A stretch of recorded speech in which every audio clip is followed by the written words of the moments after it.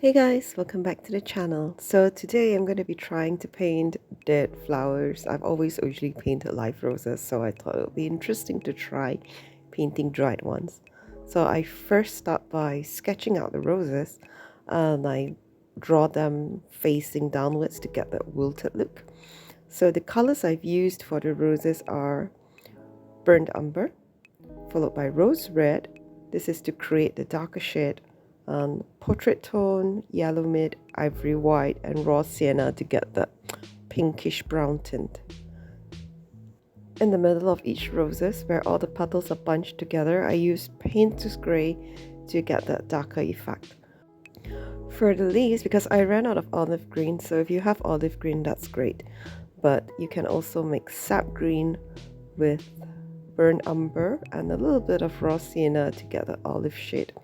So for the shading, I just add a little bit of ivory white for the lighter shade, or I just add more burnt umber to the sap green for the darker shade. I wanted something simple for the background so that the emphasis will be on the roses, so I just painted the background with a shade of pale grey mixed with ivory white. And I hope you like this painting. I actually kind of liked it, and I would think I might paint this on like a bigger scale for my larger pieces.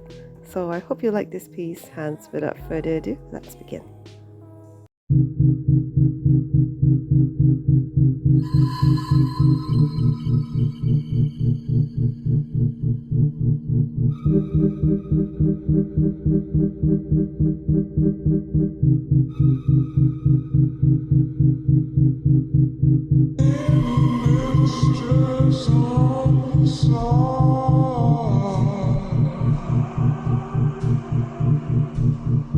If I not appear to fools like